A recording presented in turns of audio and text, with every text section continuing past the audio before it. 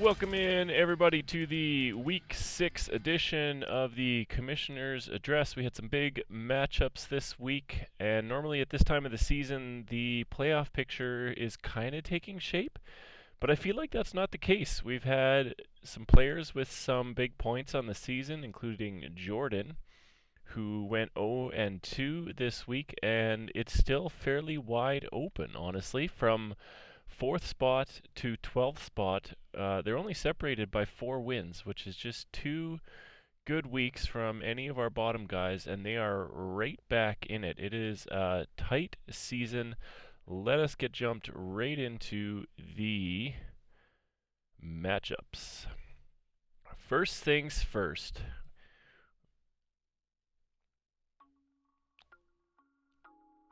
I suck at fantasy football. I feel like this last few weeks have just been so shitty with my team getting injured.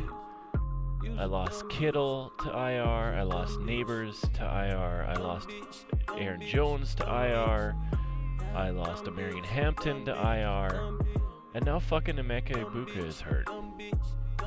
And Omarion Hampton might miss more than the allotted 4 weeks. My team is just fucking riddled with injuries. And frankly, I'm lucky to be 7-5 at this point. I feel like my points for aren't that bad, but it has not been good. I went up against Shane this week and put up 104 points. And Shane, on the other side, I gotta give it to him. Because, no, it wasn't the biggest week. Or biggest score of the week. That one would go to Spencer. So he gets an honorable mention here, getting a big win, moving him to 6-6. The reason I gotta give this to Shane is this win, including the median win, moved him into first place in our standings.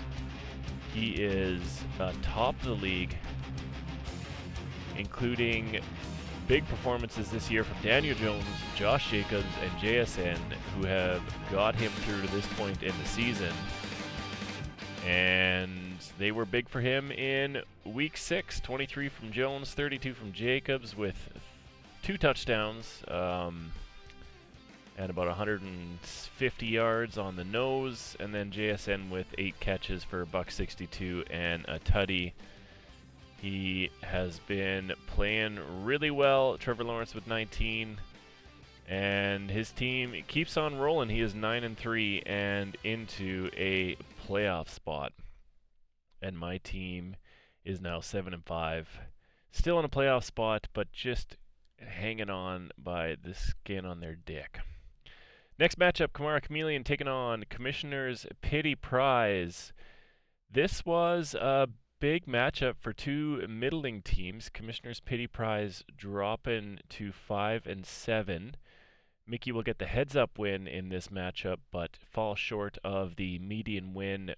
Mickey coming away with the win, 118-109. Sam Darnold with a good day, and Tedero McMillan with a couple of touchdowns on only 3 catches.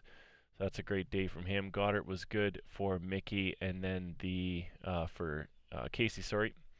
And the Vegas defense with 30 points against Tennessee. That Tennessee offense is struggling. Cam Ward does seem to be showing some things that he might have what it takes, but the league is not gentle on rookie quarterbacks. They throw them in to the Wolves when their starter starts doing shitty, and it usually doesn't go well to start off. Of course, Jackson Dart has been looking fairly consistent, which is nice to see. It's good to see new, fresh faces in the league, even though it was kind of fun last night to watch the ageless Joe Flacco and Aaron Rodgers battle it out in what turned out to be quite a good game. If anybody checked it out, I think Jamar Chase had 20 fucking targets, and so he was really good. Chase Brown, for me, failed to reach his projection for the 7th straight week for me. But I digress. Moving on to the highest score of the week from High Lifer, 175 points against Knicks, 126. Spencer moving to 6-6 with both wins on the week, and the waiver wire will drop 2 losses on the week as he failed to reach the median with 126 points on his side. Jaden Daniels and Christian McCaffrey were good for Nick. CMC has been so good this year. And the Denver defense, of course, NFL-wise, they are the best defense in the league. They dropped 9 sacks on Justin Fields in a shitty game in London. If anybody watched it, I will apologize on behalf of the NFL. It was terrible. Achane with 31 points. He had 4 catches, 2 touchdowns, and 150 yards as well. Jamar Chase had 10 catches last week, and then I think another 16 yesterday. So he's been rolling with Joe Flacco. That's exactly what Spencer was kind of hoping for. I was a little bit doubtful. I kind of figured it was the offensive line that was causing the struggles, but turns out Jake Browning is just ass. Roma Dunze with a quiet week, only 5 points. But 31 from the Crayon Eater himself, 3 touchdowns for Cam Scattaboo. And Spencer, will be looking to ride that hot hand moving into next week. The Rams defense, even more points, 1 more point than the Denver defense. They played Baltimore, who struggled mightily and only put up 3 points. I don't know, the NFL seems weird this year. You know, you've got Baltimore, who's 1-5. They were, probably a top 5 Super Bowl favorite going into the season. You've got the Buffalo Bills, who've lost 2 straight. You've got the Philadelphia Eagles, who've lost 2 straight. You have Indianapolis atop the AFC with 5 wins. It just seems like a wide open season in the NFL, just like it looks wide open in our fantasy league. Next matchup, She Love Penix when I Dicker taking on Laddies and Gentlemen. Oh, She Love Penix when I Dicker is rolling 160 points to Rob's 134. Rob was able to sneak out the median victory by about 2 points or less. So that is huge for him to move him to 3-9 and keep him in the hunt. George Pickens, Patrick Mahomes, both with 31 points for Wade. Patrick Mahomes has been the QB1 on the season for fantasy, and now he gets Rashee Rice back, so that's a little bit scary.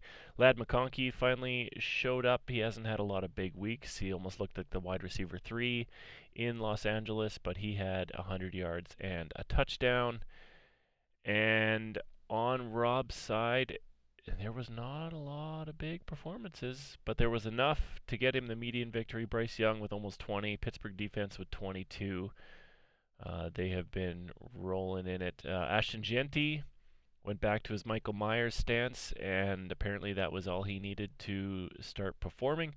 So he is looking good, and the future is bright for that man.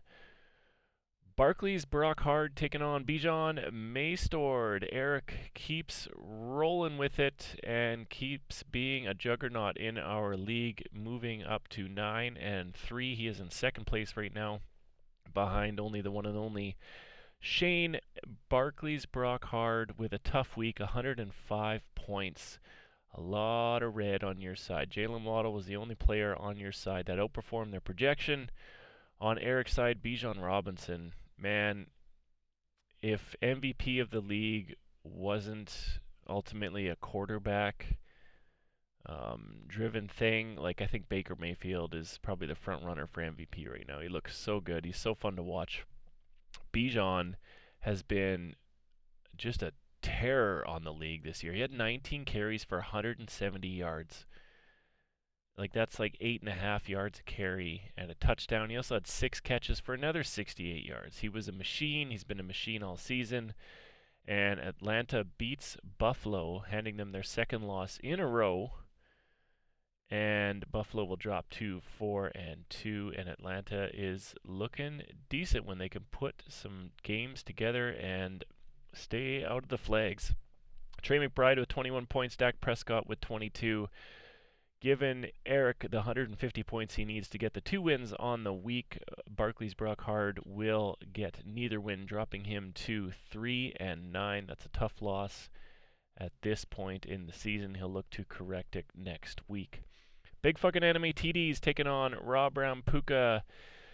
Oh, Jordan, you have the most points for by a long shot this year.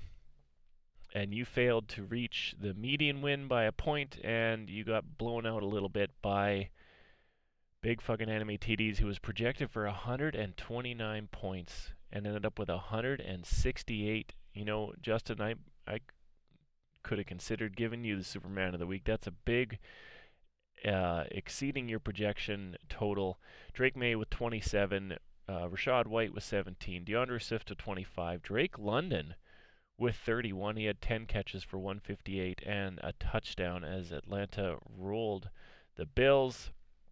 22 points from Community Vidal, who I probably should have picked up instead of Michael Carter, who I've already dropped and spent a ton of fucking fab on. That I'll just tack that onto my bitch of the week status. God damn it, piece of shit.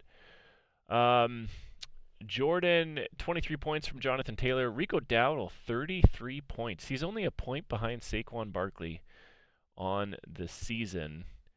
Now moving into this coming week, obviously Chuba Hubbard is back. I believe they'll probably ride the hot hand, but Chuba will eat into his touches a little bit. Puka Nacua with a quiet week. Of course, he got injured, and he will be missing this coming week as well. But this trio of Jonathan Taylor, Puka Nacua, and Amon-Ra St. Brown have been so good for Jordan, leading him to his league-leading 999 points on the season. Take a quick look at the standings. We have Fearboners number 1 at 9-3, followed by Bijan Maystord also at 9-3. Rob Brown Puka is the sole 8-4 with the most points for in the league. And then we have the waiver wire, Kamish Prime at 7-5. In the final playoff spot, we have Chubb in my Butker at 6-6, followed closely by Sheila Penix When I Dicker, also at 6-6. And then Kamara Chameleon, Commissioner's Pity Prize, both at 5-7, close to a playoff spot, but not quite there. And then the bottom three are Big Fucking Anime TDs, Barclays, Brockhard, Laddies, and Gentlemen will be looking to right the ship this week and try and make a push for the playoffs. I want to take a quick look at the Week 7 matchups. Nick and I are both 7-5. We are 4th and 5th in the standings right now, and we play each other, and he's projected to blow me out, and I've kind of just accepted that that's probably going to be the case. I'm hoping to get a median victory. I just need to limp along until these IR players come back. I do have Kittle back this week. We'll see how much of an impact he can have on my team. Then we have Kamara Chameleon taking on Chubb in my Butker. Kamara Chameleon at 5-7, and Chubb in my Butker at 6-6. A great start for Spencer last night. 38 points from Jamar Chase. Let's have a quick look. He had 23 fucking targets. 23 targets, 16 catches, which was Cincinnati Bengals. I think he tied the record for receptions in a game.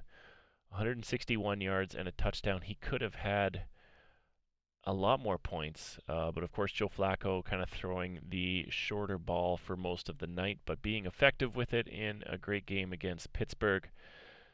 Spencer will be looking to increase his foothold on that final playoff spot. Mickey is probably going to be playing for a median win this week, hoping to stay tight to that final playoff spot. And then we have Jordan taking on Gus Bus. Barclays Brockhard needs to find some points here, whether it's in the heads up or whether it's a median. Just need to get a win. 2 would be great.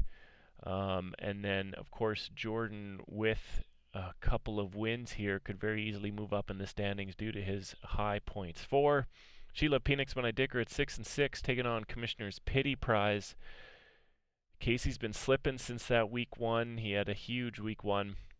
He is now 5-7 and on the outside looking in, and Wade is creeping up Spencer's backside looking for that final playoff spot. So Wade is going to want to get this victory and try and be inside the playoffs. This is probably the matchup of the week right here. We have Fear Boners taking on Bijan Maystord. They're both projected to be close, and they are 1 and 2, both sitting at 9 and 3. So the nice thing for everybody else is one of them is going to get at least one loss this week. But that might be it, as they're both projected to outscore the median by about 15 points. And then we have Whiskey Jack taking on Robbie D. Two of the bottom three taking on each other. It looks like it's going to be maybe a tough week for laddies and gentlemen. Really needs a victory here or two to keep his season going and to stay hopeful. But like I said, the season is wide open. It's, there's not anybody really running away with it. And, oh man, it's some good fantasy football if your team doesn't fucking die every goddamn week. Anyway, I digress.